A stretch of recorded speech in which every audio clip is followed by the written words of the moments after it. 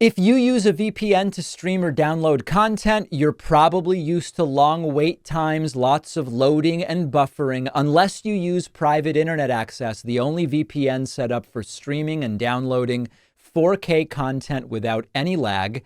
A VPN hides your IP address, allowing you to access content not available in your region, letting you anonymize your IP address so governments and big tech can't track what you do online.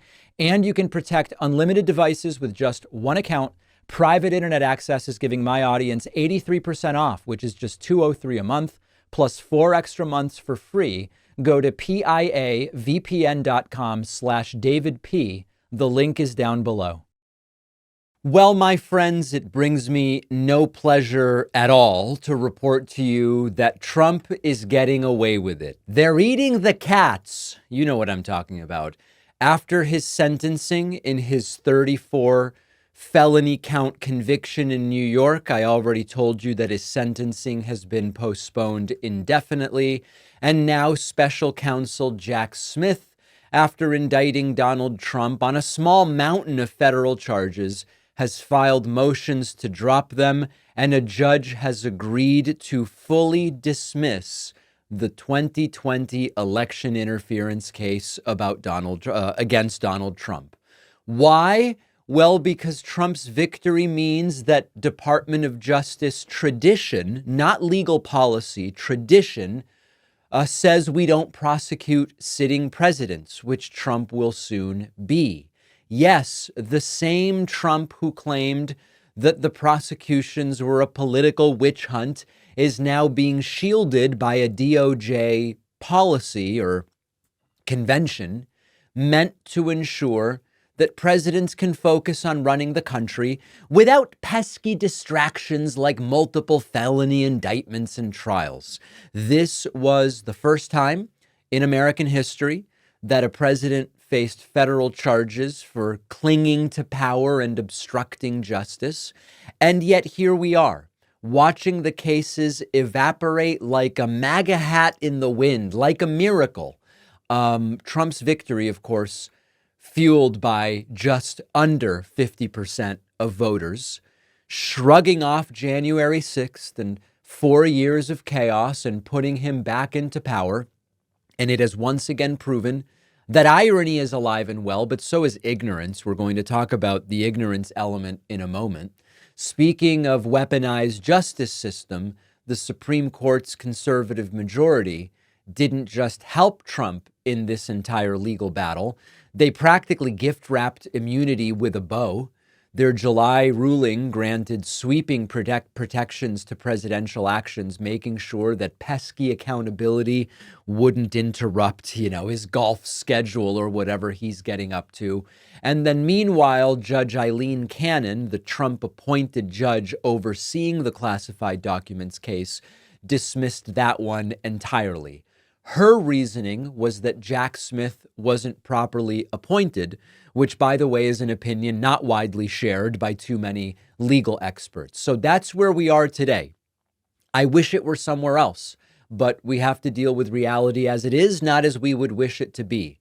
And with the cases dismissed and the DOJ policies saying we're just not going to prosecute, we are also expecting Jack Smith to resign before Donald Trump takes office. And his team, the one sort of interesting or depressing thing is that Jack Smith's team now has to file a report explaining why did you choose to ask for the charges to be dropped. And I can only imagine that that's going to be one of the most depressing documents I could read. It's going to be more depressing than a Russian novel. Let me put it that way. Trump's spokesman, of course, bragging, saying that the drop charges are, quote, a victory for the rule of law, which is a real irony considering the allegations are extremely well documented against Trump and they point to Trump being the criminal, not Trump being the victim. It's all completely backwards. And it is true that MAGA world sees this as a vindication. It's not what this should be seen as is an indictment of a completely broken justice system that claims no one is above the law, but Trump's above the law. I mean, there's no other way to say it. But instead they say, no, it is the rule of law that now Trump gets away with everything. So what's next? Trump becomes president. And then we have to see what happens with the cases of the Trump rioters. That will sort of be the next battle line of law and order. Many of the rioters have already said, I regret even believing what Trump said about the election back in 2020. I regret getting involved. I regret all of it. And yet Donald Trump has promised to pardon at least some of the rioters. He's even called them patriots. He's called them the J6 hostages. So we're going to see. We have learned that you are not above the law unless you are president or unless maybe you rioted in favor of a guy who is once again going to be president. And what this will leave us, you might be wondering, is this it? Are these all the cases against Trump? No, we still have the Georgia election interference trial. That's a state case. It's not going to trial anytime soon. And then, as I mentioned, the sentencing for Trump in New York has been postponed indefinitely. Some are saying 2029, at which point Trump would be, 83 and leaving his second term in office. So I'm as frustrated as everybody else about how this played out. I do think it's worth mentioning this really isn't on Jack Smith. Jack Smith was appointed too late by Merrick Garland. That's Merrick Garland's fault. Had Jack Smith been appointed earlier, maybe more could have been done. We had Judge Eileen Cannon, a Trump-appointed judge, interfering further to help Trump.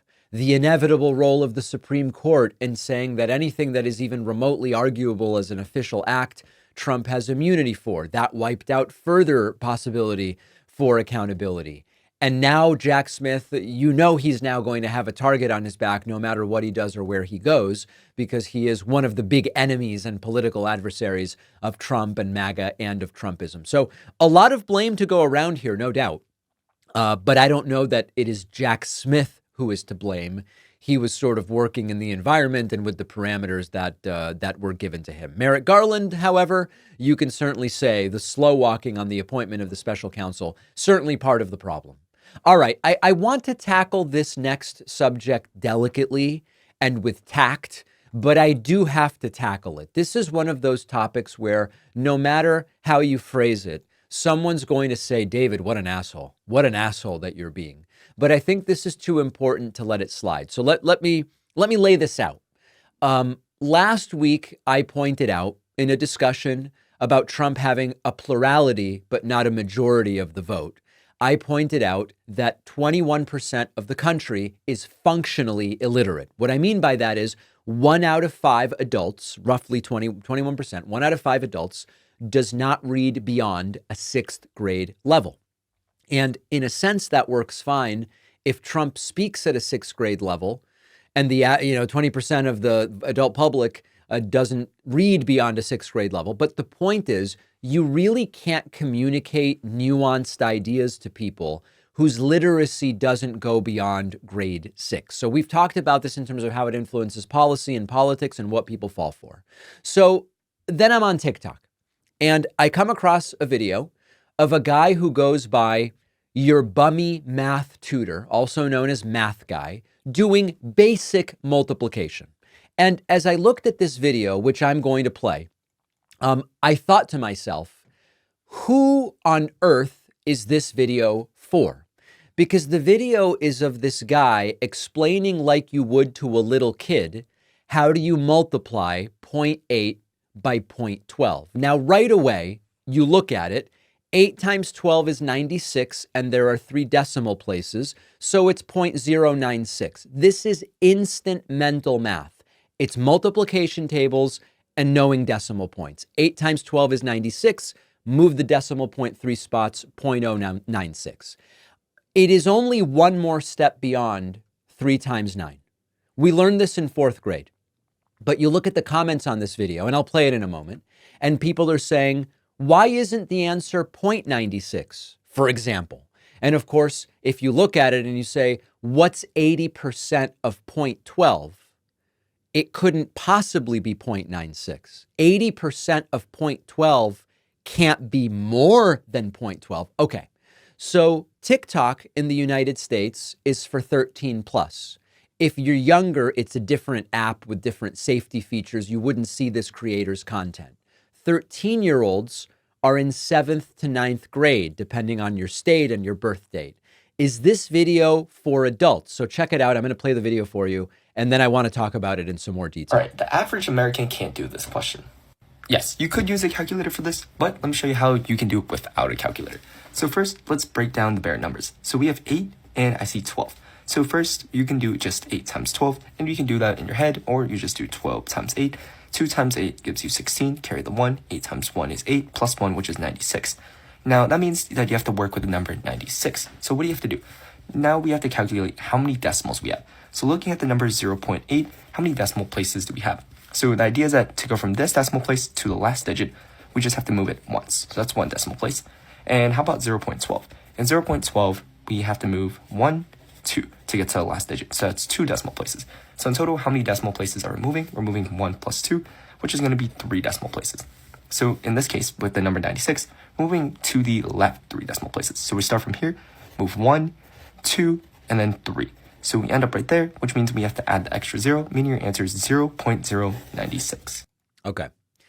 Now, if you don't know this math instantly when you look at 0.8 times 0.12, this isn't about making fun of you. If anything, it's almost like there are victims out there, victims of the educational system, victims of a growing culture of non-thinking. But what is going on here? And I know some people are going to say, David, you prick, you smug prick with your private school, this or that. I went to no private schools. I guess for grad school, technically I did, but elementary school, middle school, high school, undergrad, public or state schools. It's not about that. The other day, I met a guy. We were talking about a driveway paving job. And he goes, okay, let me see. The number was 112 and he needed to add 20%. He goes 112 and we've got to add 20% of that. And I see the guy struggling. Now, instantly in my head, that's 22.4, right? 100. If you've got 112, 10% of that is 11.2. And then you just double it. It's 22.4. That's how you get 20%. You take 10% of something and you double it. This guy's struggling. He takes out a calculator and I go, oh, it's 22.4. All right. How did we get here? But most importantly, this isn't a math show. What does it mean about our politics? If a significant portion of the population struggles with basic critical thinking, understanding foundational concepts, understanding things that kids learn when they are 9, how on earth can we expect them to evaluate policy proposals? Think about Trump's proposals, tax cuts or tariffs or healthcare. On the surface, they're often sold as good for everybody. Of course, the reality is, if you don't understand nuance, you can't possibly engage critically with it. Trump will tell you tariffs are great for America. We're really sticking it to China. And people go, yeah, we are. But they don't realize tariffs are essentially taxes paid by American consumers. It's basic economics. The cost gets passed down to us. But if you're not equipped to process that, you buy the soundbite and you miss the impact. When you consider limited language capabilities of people who write into the show, sometimes I'll feature these messages I get from people furious with me. They're clearly American. They clearly only speak English. They can barely string a coherent sentence together in written form. This has real consequences. It's not about laughing at people. So we really are in this wild situation. It's not about multiplying decimals together in your head or calculating percentages. It's about equipping people with the tools to navigate the world and not get duped by the slick talking points and empty promises of a populist sounding demagogue. And that's how people end up being sold a lot of these ideas. Now, I'm not claiming Trump won because people can't do math. Okay, that's not the point. But what I am saying is that in general, aside from which candidate motivates people to turn out, or how did Trump's turnout compare with 2020 or Harris versus Biden's, and increase, decrease, shrinking of the electorate, demographic, all that stuff is real. But also, when education has been deliberately decimated by Republicans for decades, and you end up with a large share of the population that can't string together a coherent one-paragraph email, I get it all the time, can't do basic math, of course they fall for stuff like, if I put tariffs on everybody, now it's Canada and Mexico too. We'll talk about that later in the show. Of course they fall for it, and they go, wait a second, I can actually figure this out for myself, what happened. So I don't have an answer. In my book, my forthcoming book, of course I talk about in public education, We need to be teaching critical thinking, media literacy, and epistemology. But if you decimate funding for public education, where are they going to get the money to teach those things? So it's not the easy solution that maybe we would hope for. Let me know your thoughts. I'm not trying to be a smug prick, as Dave Rubin called me. I'm trying to talk about a real issue. I want to hear from you. info@davidpakman.com. Did you know there is only one VPN fully optimized for streaming 4K video and downloading large files? That's our sponsor, Private Internet Access. A VPN hides your IP address, allows you to make it look like your device is anywhere in the world. So this lets you stream content on Netflix and Hulu and HBO Max, not normally available in your home country. For instance, the show Friends is not available on Netflix in the US, but when I change my IP address to the UK, I can watch Friends on Netflix and a ton of other awesome content I would otherwise miss out on without lag and without buffering. Private internet access is also faster than other VPNs for file sharing, so you can download anonymously, but without the long wait times. Anyone can use private internet access. Just turn it on once and forget about it. No special knowledge required. And you can use it on all of your devices, TV, phone, tablet, computer. Private internet access is giving my audience 83% off, which comes out to just $203 a month, plus 4 extra months for free. Go to piavpn.com/DavidP. The link is in the description. The David Pakman Show is an audience-supported program as we continue to see a mass exodus from corporate news media, ratings down 20, 30, 40, 50%. We've not only recovered from that 2 to 3 day decline after the election, but things are growing and surging, and it is clear that there is an appetite for something different. While MSNBC keeps declining as Morning Joe and Mika go to kiss the ring of Trump in Florida, the David Pakman Show keeps growing, and I really do appreciate that. If you want to support the work that we do, you can sign up at joinpakman.com. It's quick, it's easy, it's inexpensive, and you can make it even more of a good deal by using the coupon code not again at joinpakman.com. Donald Trump is already laying the groundwork to manipulate the economy. And if you've been paying attention to his latest social media outbursts about tariffs, you hopefully will see them for what they are. Now, we're going to look in detail at Trump's latest tariff proposal involving Mexico and Canada in a moment. But before even doing that, I do think it's important to understand the context and what Trump is trying to do. Donald Trump is intentionally trying to hurt the economy now so he can look like a savior later. And I want to explain to you how this works because it's really classic Trump and it's very dangerous and it doesn't take into consideration what's going on for people in Iowa. It's simply what does Trump think is good for him? And the strategy really is overly simple. If Trump can tank the economy now before Joe Biden leaves office, Biden gets stuck with the blame. It hurts Biden's economic record, and it also gives Donald Trump more headroom to, quote, fix it when he comes into office. Most people aren't poring over the details of economic policy. They're looking at what's happening right now in the moment. If markets crash, if unemployment ticks up, if prices surge, voters will say, Biden was still president at that time. I mean, it's November going into December. Biden is the president. Trump knows this, and Trump's goal is to inflict as much damage as possible between now and January 20th so that Biden's economic numbers are as bad as they can possibly be when Biden peacefully relinquishes the Oval Office to Trump. But this isn't only about making Biden look bad, because by hurting the economy now, Trump lowers the baseline for his own presidency. When he takes office, any recovery, no matter how small, will make it look like Trump has turned the ship around. So think of it. Right now, the Dow is around 44,500, roughly, but plus or minus a few hundred points. If Trump takes over with the Dow at 44,500, that's now his baseline for growth.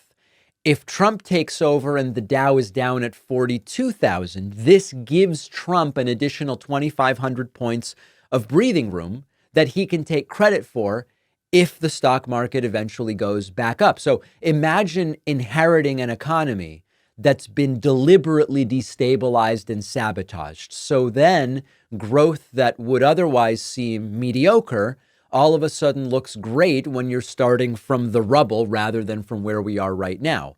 Trump would get to ride the wave of improvement while pretending that the chaos he caused was actually the fault of Joe Biden. And we've seen this before.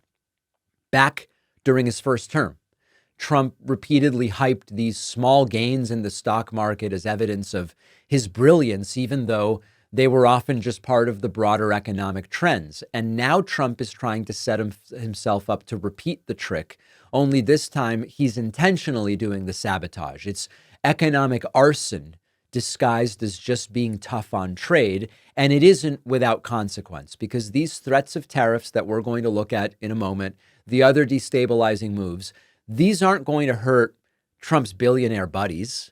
This isn't going to hurt the corporations that bankroll Trump's campaign. This is all going to hurt average working people, middle-class families who are going to feel the squeeze of paying a little bit more, or of lost jobs or reduced economic stability. Businesses that rely on steadiness in the markets will struggle. Consumers will spend less because they have less, and Trump doesn't care about any of it. What he wants is hurt Biden's economic record as much as he can. And what makes this even more insidious, is the word I'd use, is that Trump knows he can count on a friendly right-wing media machine to help him sell the story. When the economy hopefully inevitably improves from the artificially low baseline Trump is trying to generate, Fox News and others are going to trumpet Trump's economic genius.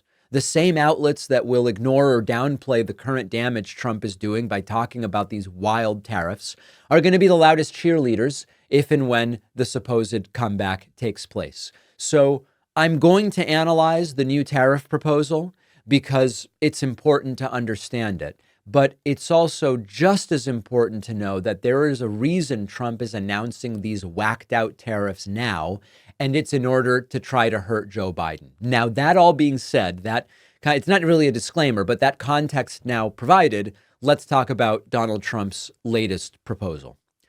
Remember when Donald Trump promised to lower prices to help out all Americans? We're going to have lower bread prices, lower gas prices, lower beer prices, lower egg prices, of course. Construction prices will come down. Everything's going to be cheaper under Trump. What we need to be ready for is to pay more for pretty much everything. Trump is making a new policy announcement, and the announcement is that in addition to China, he's going to put new tariffs on Mexico, our biggest trading partner, as well as Canada. And this is the guy who swore up and down he's going to make life cheaper for you and for me. He is now driving up the cost of your avocados, your smartphones, probably your toilet paper, and God knows Trump goes through a lot of that, Baruch Hashem. These tariffs are just taxes in disguise. And the people that will foot the bill, it's not Trump, it's not Wall Street, it's you, it's me, it's everybody else. Trump is going to make America great again by you paying more for stuff.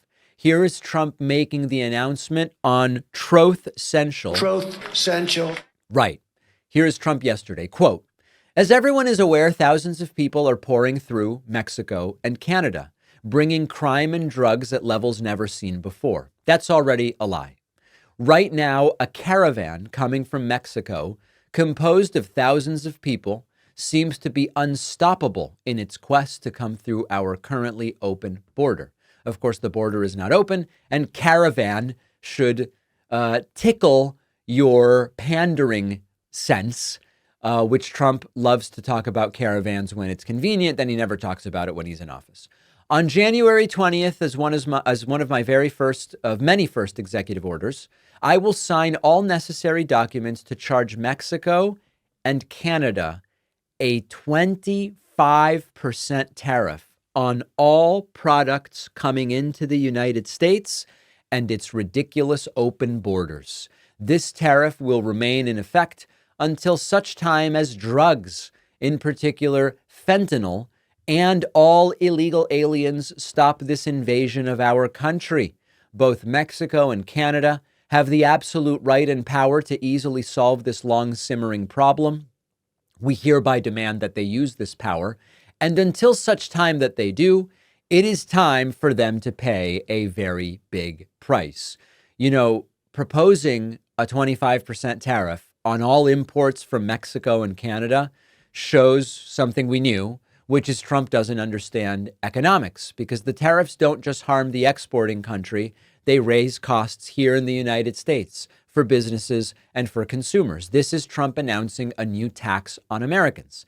And of course, suggesting that Mexico and Canada alone can solve the drug crisis ignores that the reason the drugs are coming here is because there is demand here for them. What about dealing with that aspect? Trump then continues with another troth where he says, quote, "I have had many talks with China about the massive amounts of drugs, in particular fentanyl, being sent into the United States, but to no avail. Representatives of China told me that they would institute their maximum penalty, that of death, for any drug dealers caught doing this, but unfortunately they never followed through. And drugs are pouring into our country, mostly through Mexico, at levels never seen before. Until such time as they stop, we will be charging China an additional 10% tariff above any additional tariffs on all of their many products coming into the United States. Thank you for your attention to this matter." So a 10% tariff on Chinese imports is framed as punishment, but would likely backfire. It'll just increase costs for American businesses and consumers. Economists know this. Now, you might say, what is Trump really trying to accomplish with his tariffs? Well, there's two aspects to this. George Conway explains one aspect of it on Blue Sky, where he says it's a mistake to ask this question because it assumes Trump's rationality. He wants to do this because it makes him feel powerful. He doesn't care if the effects are good or bad. Indeed, the more destruction he causes, or the more people fear destruction he may cause, the more powerful he feels. Now, George is, of course, correct.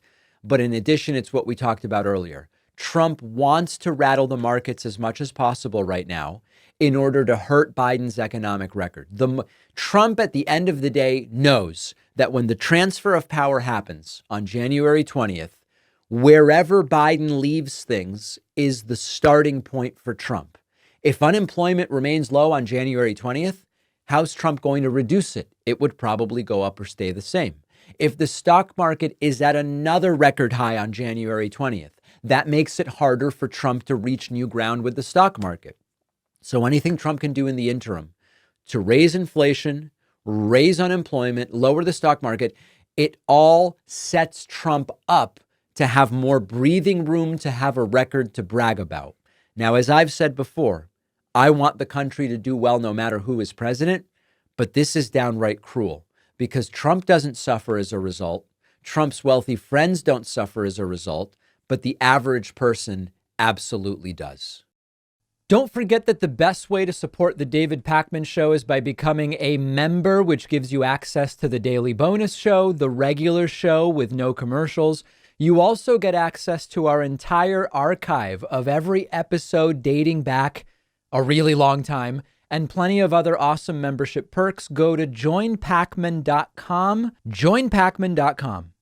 If you thought the post-election hangover couldn't get any worse for corporate legacy news media, the latest ratings numbers are in and they are very, very, very bad.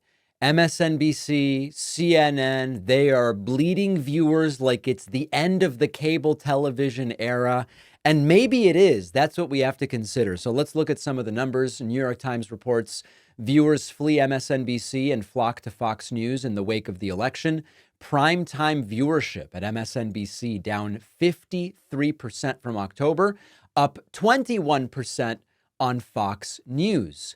Adweek reports Fox News wins the week, but still loses viewers. This was the immediate aftermath, pointing out that according to Fox News, they drew a 69% share of the cable news audience, 72% share in primetime. That's their best in 28 years.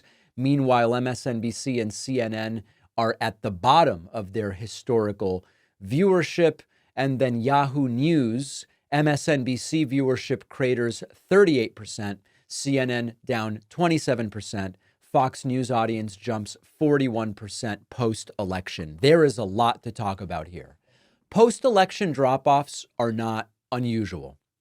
We saw it too for 3 days.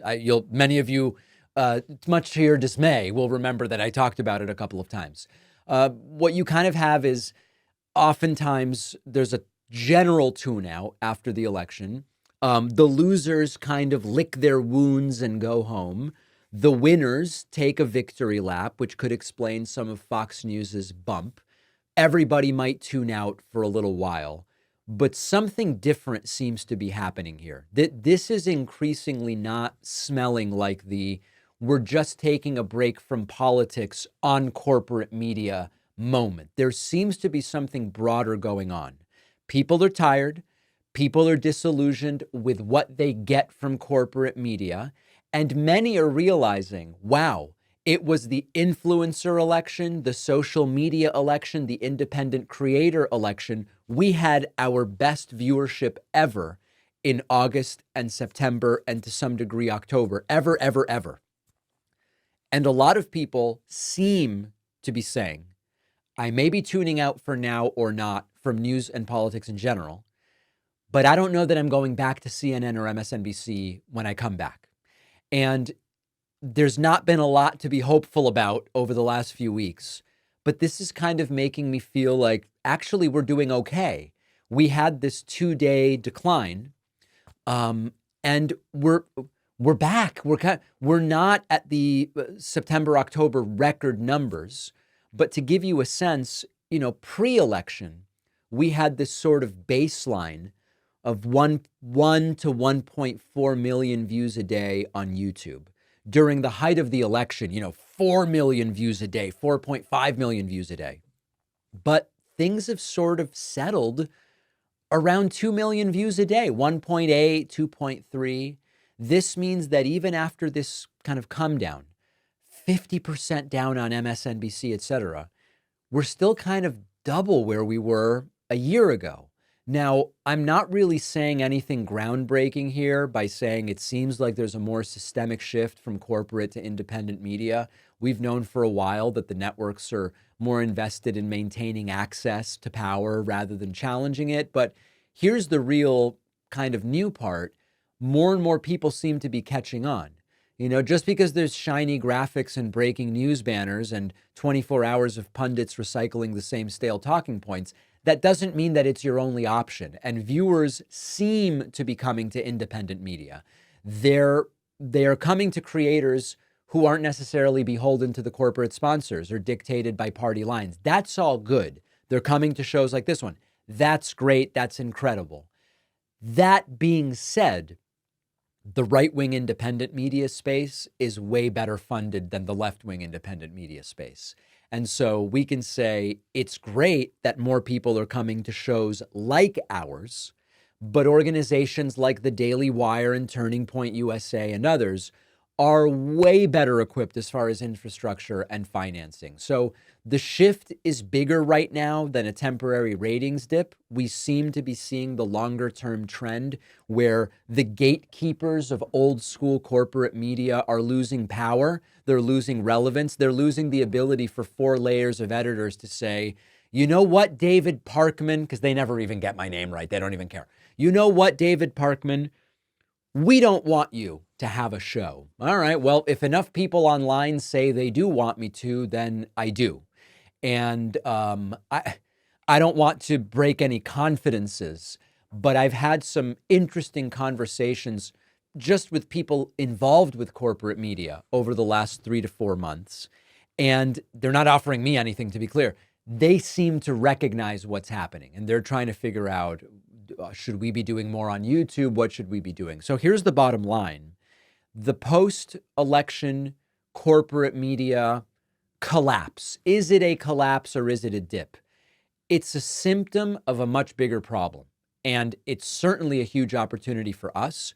We know the right is taking advantage of the opportunity. Hopefully the left will figure out how to do it as well. If you're here, you're already ahead of the curve. let's try to keep building towards something that matters and something that will have influence. And for the Democratic Party, you've got to recognize that just considering some interviews on left-wing independent media shows 3 weeks before the election, that's not really going to be enough. You've got to do better, and hopefully they will going into the next election cycle. We have another one of these situations where Fox News gets its black women confused. You just, I don't even know what the analysis is other than, once again, they just got their black ladies confused. Here is Laura Ingraham putting up a picture of Letitia James while talking about Fani Willis. Different black woman, Laura. So history is going to remember Jack Smith and Alvin Bragg, Fani Willis, and the judges who let these cases get as far as they did. Yeah, that is not Fani Willis. It is a black woman, but that is not Fani Willis. Later in her show, Laura Ingraham apologized about that. And the apology is pretty rich. Take a listen. So history is going to remember Jack Smith and Alvin Bragg, Fani Willis, and the judges who let these cases get as far as they did. All right, earlier in the angle, we accidentally showed a graphic that had a photo of another vicious anti-Trump figure, Letitia James, when we were talking about Fani Willis. So that was our mistake. But yeah, they both hate Trump. All right, coming. There you go. Laura says, we got the wrong Trump hater on the screen. Is that the only thing that Letitia James and Fani Willis have in common, Laura? Oops, we lied about the wrong person, but they happen to both be black women. It is the epitome of stereotyped views on race. And there is a lot of it floating around with these MAGA people. Just yesterday, we talked about how Trump doesn't really nominate too many black people to his cabinet. And back in his first term, he nominated Ben Carson, a black doctor, to be Secretary of Housing and Urban Development. And we said, what on earth does Ben Carson know about that?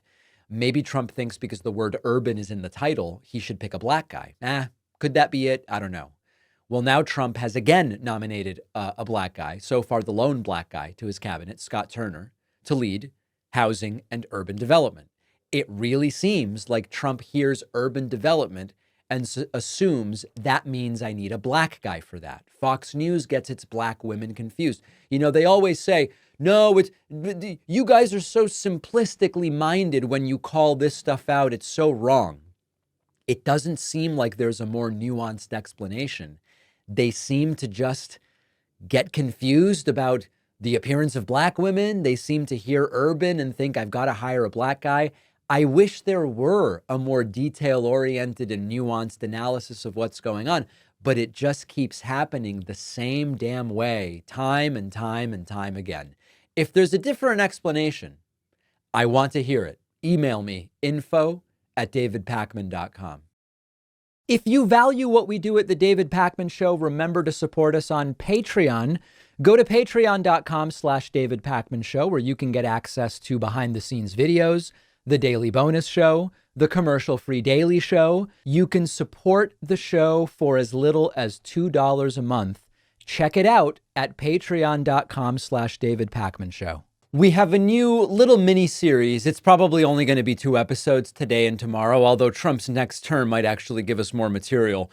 The theme is called Trump versus Trump. We're going to be looking at some of Trump's biggest flip-flops and incongruities. And there's actually not one obvious takeaway from this. When you hear in a moment Trump say one thing about trans bathroom access and then another thing about trans people, is it that he doesn't really have an opinion?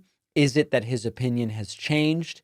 Is it that he's willing to just say whatever to whichever group of people he's in front of? What's the reality? And I would submit to you, it kind of doesn't matter. What matters is who does he bamboozle, trick, and grift with these flip-flops, and how does he ultimately actually govern? But let's give some examples. Here is old Trump back in 2016 on trans bathrooms, really making it seem like this is not an issue he cares about. He cares about China, trade, economics, but bathrooms, let people do whatever they want. This is 2016 Trump. Take a listen. Leave it the way it is right now. There have been very few problems. Leave it the way it is. North Carolina, what they're going through with all of the business that's leaving and all of the strife, and that's on both sides. You leave it the way it is. There have been very few complaints the way it is. People go, they use the bathroom that they feel is appropriate. There has been so little trouble. Sounds like a different guy, doesn't it? And the problem with what happened in North Carolina is the strife and the economic punishment that they're taking. So I would say that's probably the best way. Do you have any transgender people working in your organization? I don't know. No? I really don't know. I probably do. I really don't know. So if Caitlyn Jenner were to walk into Trump Tower and want to use the bathroom, you would be fine with her using any bathroom she chooses? That is correct. That is a very different Trump from this guy who seems against inclusive bathrooms, ridicules everything as woke insanity. This is 2024 Trump now. Subject, I'm not sure it is, but they say it's the most important. Inflation is the most important, but that's part of economy. Kamala Harris wants to be in charge of the entire U.S. economy, but neither she nor her running mate is to do the beauty, isn't he?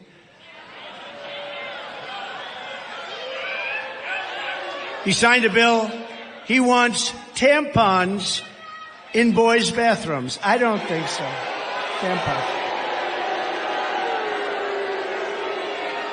But they've never held a private sector job in their entire professional careers, and it's no wonder they're both socialists. They're actually beyond socialists. I think they skipped over socialists. That's why I think when people find out, because you don't know who these people are, I think when people find out who they are, I personally don't think they can do well in the election.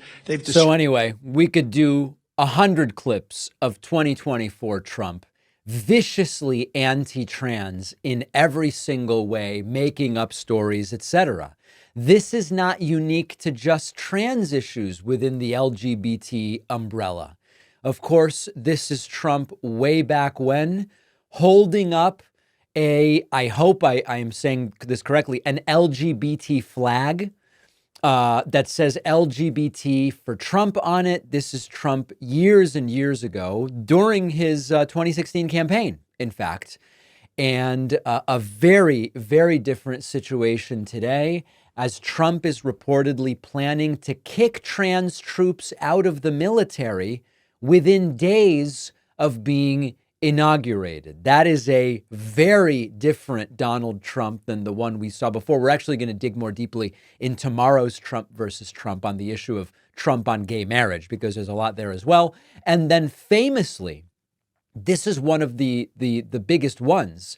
Here is Trump calling himself very, very pro-choice, which, by the way, I believe is the real position of Trump. Here was Donald Trump on the abortion issue when he appeared on Meet the Press with Tim Russert back in '99. Let's watch. Well, look, I'm very pro-choice. I hate the concept of abortion. I hate it. I hate everything it stands for. I cringe when I listen to people debating the subject. But I just believe in choice. But I am strongly for choice, and yet I hate the concept of abortion. But you would not ban it? No. Strongly for choice. Very clear.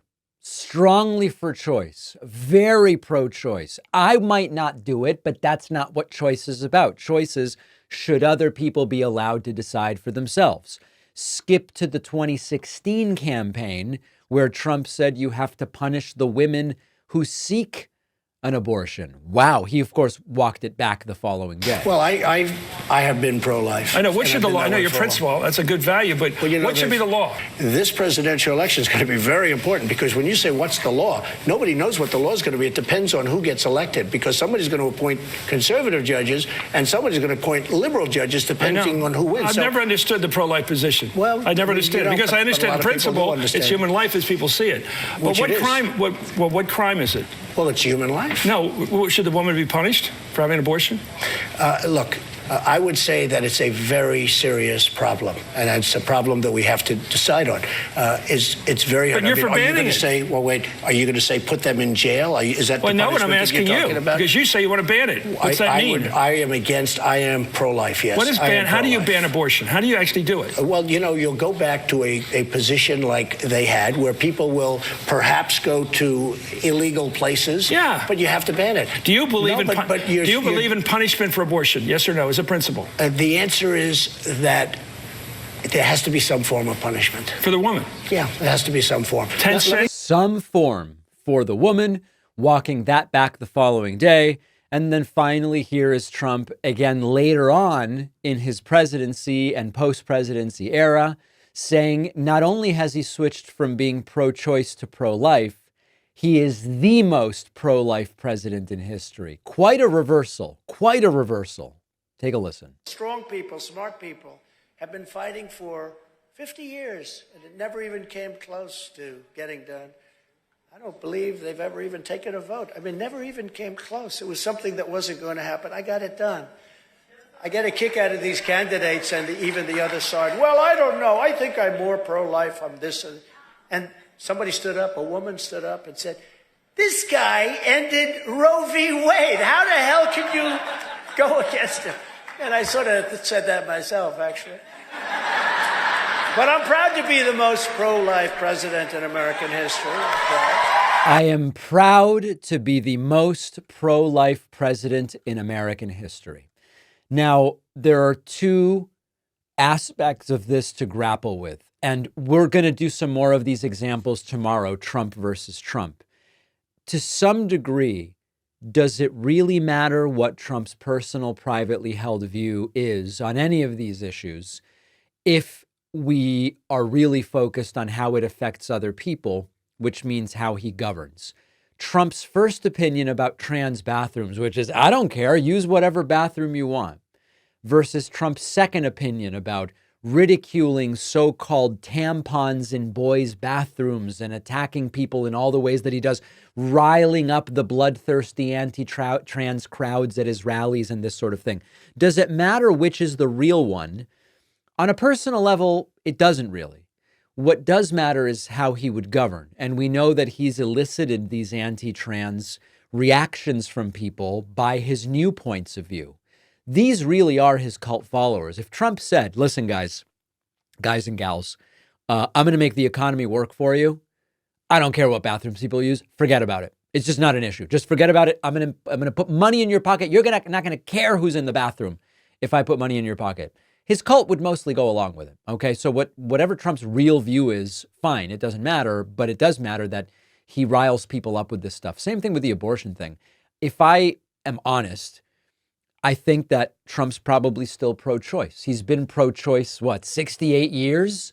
And then in year 69, he became against abortion, and now he calls himself the most pro-life president. I struggle to believe that his views really have changed, other than as a matter of political expediency. But does it matter? He got Roe v. Wade overturned.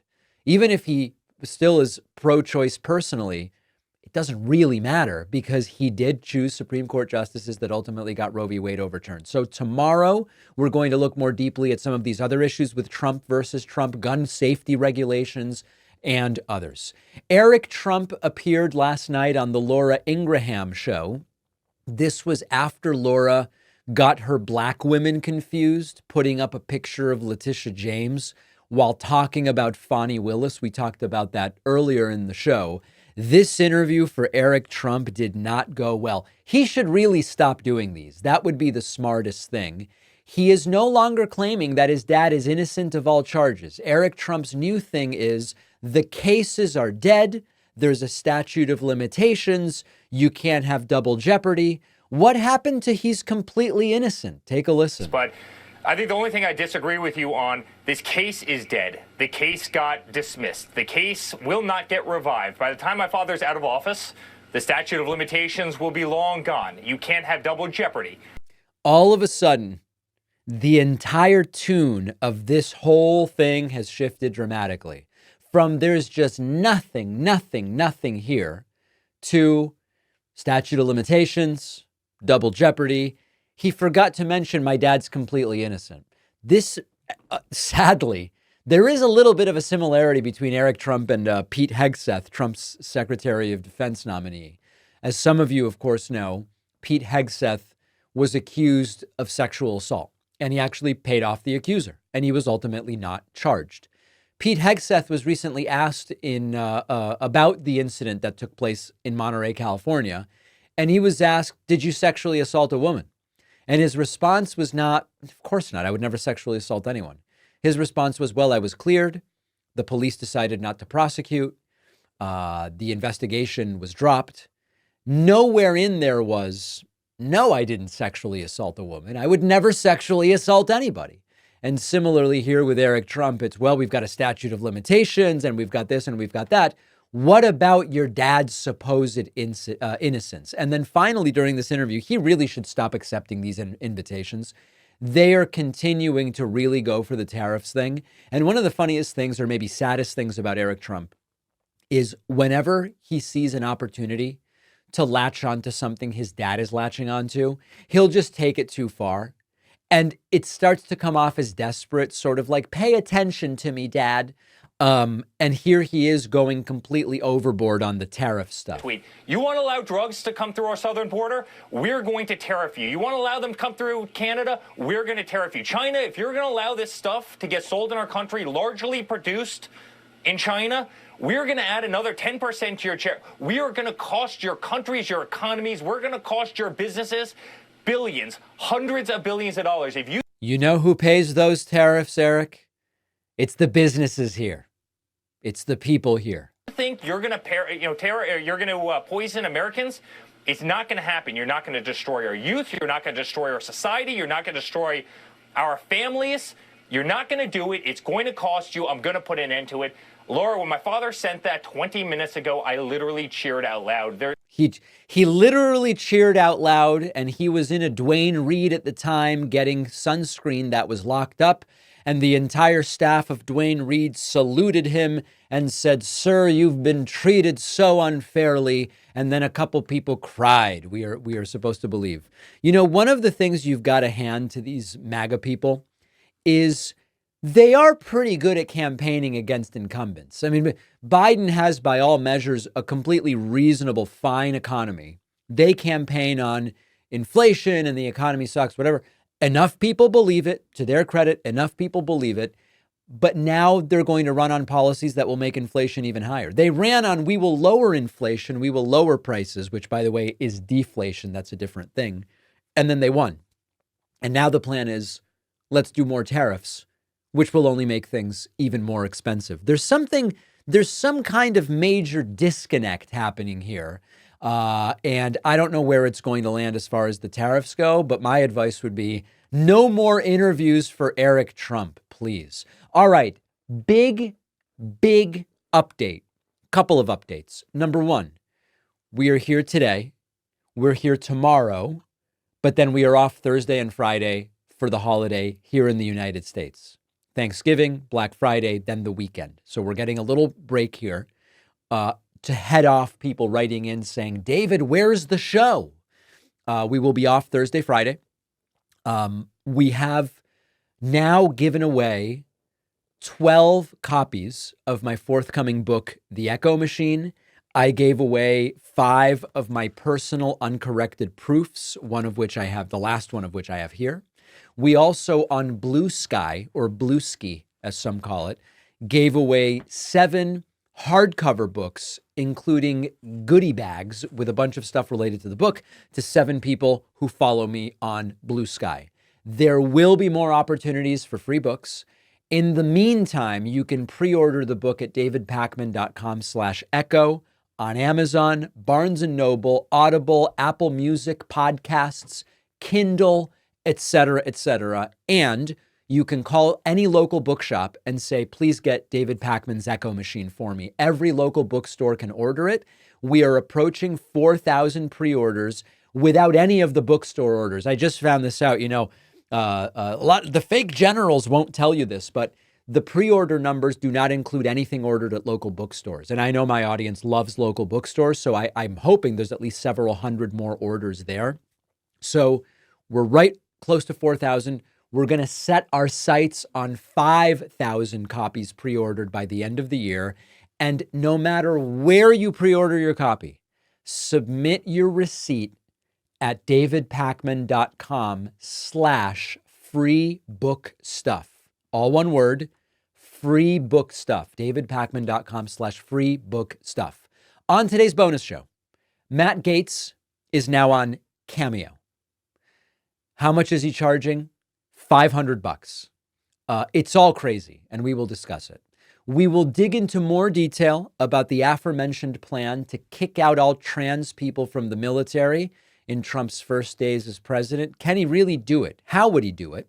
And finally, the Supreme Court has rejected a tobacco industry challenge to those graphic images you see on packs of cigarettes that are very common in Europe, for example. What will this mean? We will discuss it and more on today's bonus show. Sign up at joinpakman.com. Alex Jones cries whenever someone signs up. Oh, the bonus show where you want to make money. Yes. Everybody else that makes money to fund themselves is bad. Make Alex Jones cry. Sign up at joinpakman.com. I'll see you then. I'll be back tomorrow.